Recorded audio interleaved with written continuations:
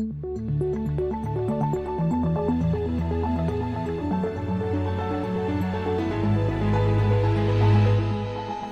This Morning.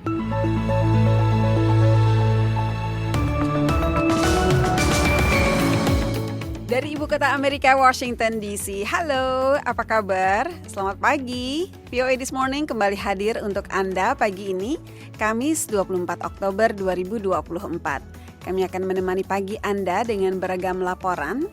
Yang pertama dari Washington, Menteri Luar Negeri Amerika Antony Blinken mengunjungi Tel Aviv. Sementara pasukan Israel menggempur Lebanon dan Gaza. We have to make sure that this is a moment of opportunity to move forward.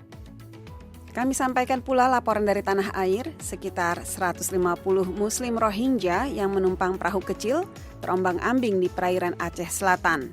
Penduduk setempat menolak kehadiran mereka. Belum ada yang bertanggung jawab menjamin mereka. Selain kedua laporan tersebut, kami akan menyampaikan pula laporan lain dari Indonesia. Presiden Prabowo Subianto menginstruksikan seluruh jajaran kementerian dan lembaga untuk mendukung program unggulannya Makan Bergizi Gratis. Saya Karina Amkas, kita buka yuk jendela VOA This Morning dengan berita dunia. PBB mengatakan warga Palestina di Gaza Utara mengalami penderitaan ekstrim sementara serangan Israel berlanjut. Kantor Koordinasi Urusan Kemanusiaan melaporkan berbagai tingkat kematian, cedera, dan kerusakan. Dilaporkan pula bahwa warga sipil terjebak di bawah reruntuhan. Pengiriman bahan bakar dihambat pasukan Israel. Menurut PBB, 23.000 liter bahan bakar dicegat untuk tiba di Gaza Utara. From the 6th of October through yesterday, several attempts to get fuel to Gaza Governorate were also denied. Another mission was impeded and therefore unable to be accomplished. Dari 6 Oktober hingga kemarin, berbagai upaya untuk mengirim bahan bakar ke Gaza juga ditolak, kata juru bicara Farhan Haq. Sementara itu, upaya untuk melanjutkan kampanye vaksinasi polio di Gaza Utara telah ditunda karena meningkatnya kekerasan. Haq menambahkan bahwa serangan Israel berkelanjutan di Lebanon menewaskan sedikitnya 63 orang dan melukai 234 lainnya.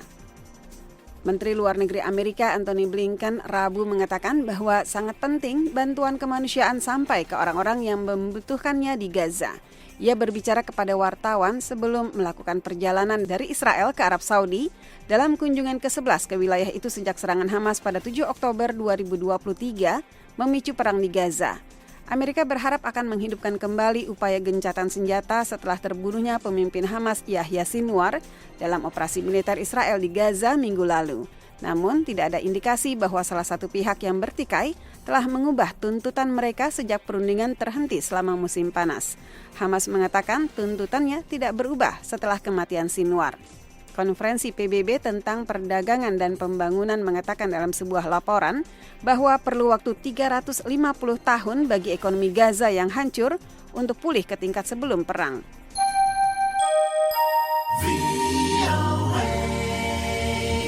Di Gedung Putih, juru bicara Keamanan Nasional John Kirby mengatakan Amerika yakin bahwa sedikitnya 3.000 tentara Korea Utara melakukan perjalanan dengan kapal ke Vladivostok, pelabuhan terbesar Rusia di Pasifik pada awal hingga pertengahan Oktober. Para tentara ini kemudian melanjutkan perjalanan ke beberapa lokasi pelatihan militer Rusia di Rusia Timur, tempat mereka kini menjalani pelatihan, kata Kirby. If North Korean soldiers do enter into combat, this development would demonstrate Russia's growing desperation in its war against Ukraine. Jika tentara Korea Utara benar-benar terlibat pertempuran, perkembangan ini akan menunjukkan Rusia yang semakin putus asa dalam perangnya melawan Ukraina, kata Kirby. Intelijen Korea Selatan pertama kali mempublikasikan laporan bahwa Angkatan Laut Rusia telah membawa 1.500 pasukan khusus unit tempur Korea Utara ke Rusia bulan ini. Sementara itu, Presiden Ukraina Volodymyr Zelensky mengatakan pemerintahnya memiliki intelijen bahwa 10.000 tentara Korea Utara sedang dipersiapkan untuk bergabung dengan pasukan tempur Rusia. Rusia dan Korea Utara membantah adanya pergerakan pasukan. Mereka telah meningkatkan kerjasama secara tajam dalam 2 tahun ini. Penangkapan migran yang melintasi perbatasan secara ilegal dari Meksiko turun 7% pada September ke titik terendah dalam lebih dari 4 tahun. Pihak berwenang mengatakan Selasa, itu kemungkinan tolok ukur bulanan terakhir selama kampanye presiden, di mana calon dari Partai Republik Donald Trump menjadikan imigrasi sebagai isu utama. Menurut Gedung Putih, turunnya jumlah imigran ilegal yang ditangkap adalah bukti pembatasan suaka yang ketat yang diberlakukan pada Juni telah memberi dampak yang diinginkan. Federasi Reformasi Imigrasi Amerika yang kerap mengkritik dan mendukung pembatasan imigrasi mengaitkan turunnya jumlah migran ilegal dengan penegakan hukum yang lebih ketat oleh pejabat Meksiko di dalam perbatasan negara itu.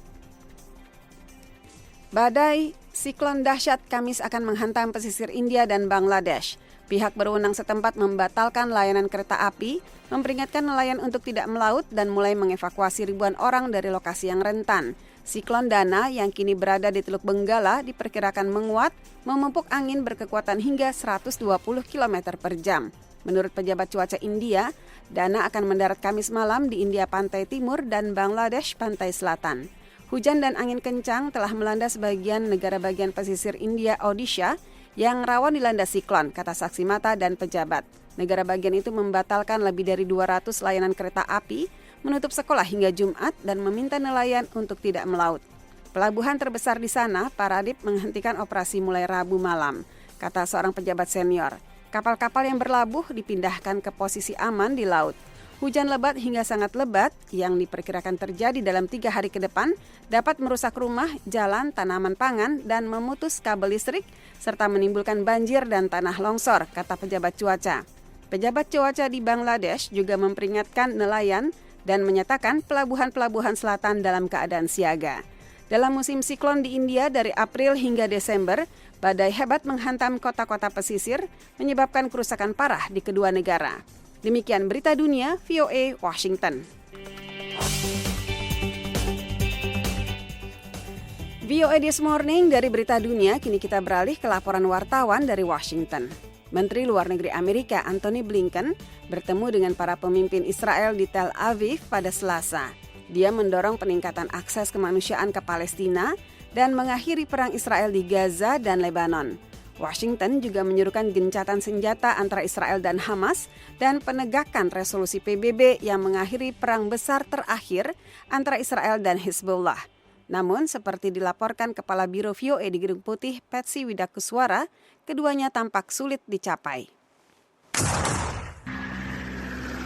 Israel melancarkan serangan udara yang menarget pinggiran selatan Beirut yang dikuasai Hizbullah dan bagian-bagian lain Libanon pada hari Selasa, menewaskan puluhan orang. Sehari sebelumnya, pasukan Israel melancarkan serangan ke kamp pengungsi Jabalia di Gaza yang menewaskan lebih dari selusin orang. Serangan itu terjadi beberapa hari setelah pasukan Israel menewaskan lebih dari 80 orang di Gaza Utara, salah satu serangan paling banyak menimbulkan korban dalam perang Israel Hamas. Menteri Luar Negeri Amerika Antony Blinken berada di Tel Aviv pada hari Selasa, mendesak Israel agar meningkatkan akses bantuan kemanusiaan ke Gaza dan menghidupkan kembali perundingan gencatan senjata, menyusul pembunuhan pemimpin Hamas Yahya Sinwar oleh Israel minggu lalu. We have to make sure that this is a moment of opportunity to move forward. Kita harus memastikan bahwa ini adalah momen kesempatan untuk bergerak maju. Dan itulah fokus dari semua percakapan yang kami lakukan di sini.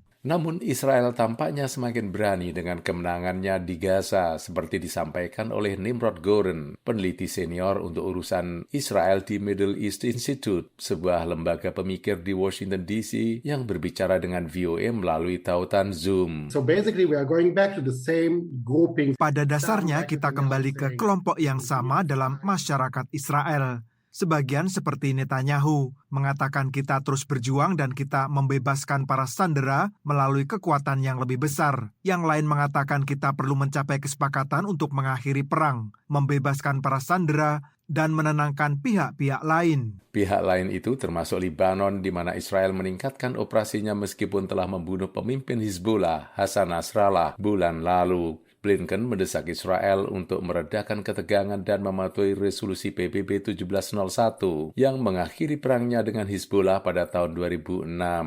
Ahmed Fuad Al-Khatib adalah peneliti senior di program Timur Tengah Atlantic Council.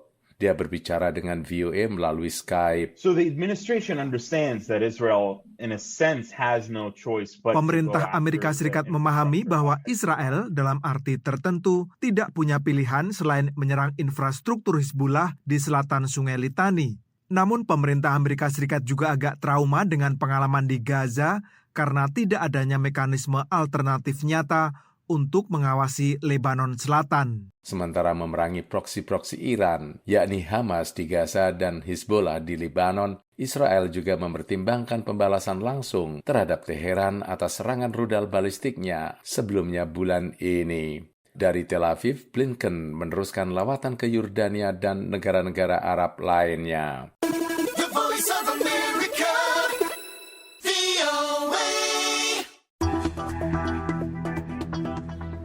VOA This Morning, kita beralih ke Aceh untuk laporan kedua pagi ini.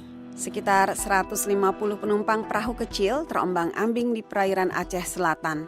Penduduk setempat menolak warga kelompok minoritas Muslim Rohingya itu menepi dan hanya mengizinkan mereka yang sakit untuk dibawa ke rumah sakit. Berikut laporannya. Panglima Laut Aceh Selatan, Muhammad Jabal, mengungkapkan kapal yang mengangkut hampir 150 orang etnis Muslim Rohingya masih berada di perairan Labuan Haji, Kabupaten Aceh Selatan, Provinsi Aceh. Mereka terombang-ambing di lautan karena tak diperbolehkan untuk menepi ke daratan lantaran mendapat penolakan dari masyarakat Labuan Haji. Keberadaan Rohingya masih seperti kemarin, Pak. Masih boleh jangkar di 1 mil lebih sedikit di perairan Labuan Haji di depan pelabuhan feri Labuan Haji. Jabal menjelaskan warga menolak kelompok Muslim Rohingya ini berlabuh karena khawatir akan menimbulkan masalah di wilayah Labuan Haji. Kendati demikian, atas pertimbangan kemanusiaan, 11 orang yang dilaporkan sakit diperbolehkan untuk dievakuasi ke daratan guna mendapatkan perawatan medis. Alasannya berdasarkan pengalaman yang sudah Pak di wilayah-wilayah tetangga kami terdekat dan juga wilayah lain Birun segala macam banyak memunculkan masalah, Pak. Hal senada disampaikan warga lokal bernama Herman Razak kepada media di Aceh Selatan. Kan nggak diizinkan karena belum ada kesepakatan dari pihak-pihak lain kan. Jadi kalau diturunkan kan belum ada yang bertanggung jawab menjamin mereka. Kedatangan kapal yang mengangkut 150 orang etnis Rohingya pertama kali diketahui saat nelayan menemukan mayat perempuan di sekitar pelabuhan feri Labuan Haji pada Kamis pekan lalu. Nelayan sekitar kemudian melihat satu kapal yang mengangkut 150 orang sedang terombang-ambing di perairan Labuan Haji. Begitu mengetahui bahwa mereka adalah rombongan baru warga minoritas Muslim Rohingya, warga Aceh lokal langsung berkumpul di pantai dan menolak mereka berlabuh di Labuan Haji.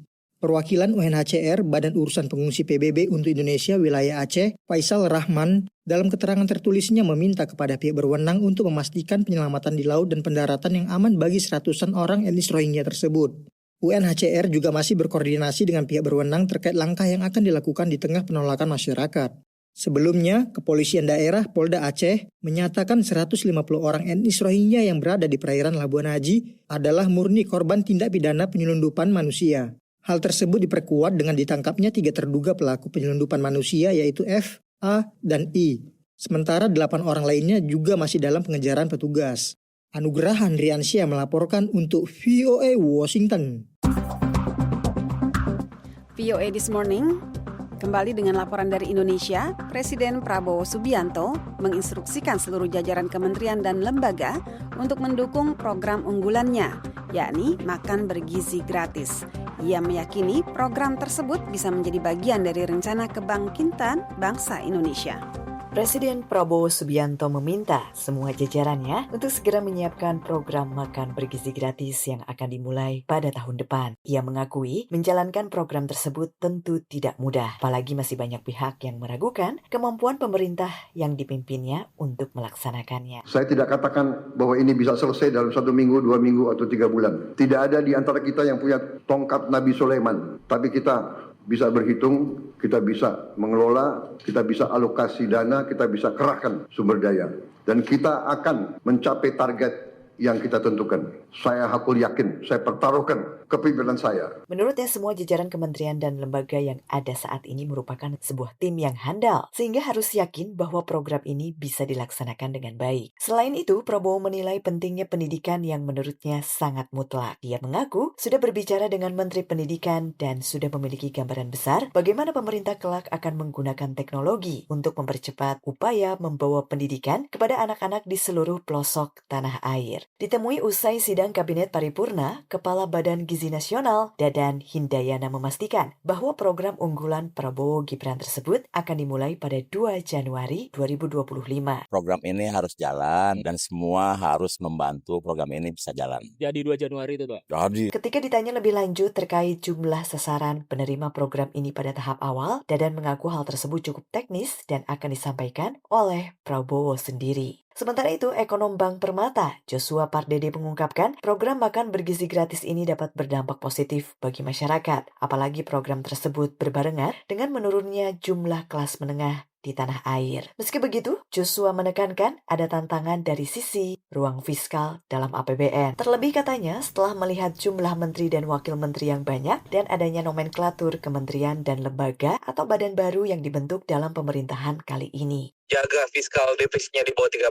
artinya memang akan ada efisiensi di beberapa spending lainnya, atau ya itu ada program-program lainnya juga yang mungkin harus ditunda dulu ya, ataupun mungkin bukan menjadi prioritas utama di tahun depan, misalkan seperti itu, misalkan IKN ya. Kalau kita ikuti pernyataan Presiden Prabowo kan tidak ada kata-kata IKN, apakah itu berimplikasi bahwa IKN mungkin bisa ditunda gitu ya. Dari Jakarta, Gita Intan melaporkan untuk VOA Washington.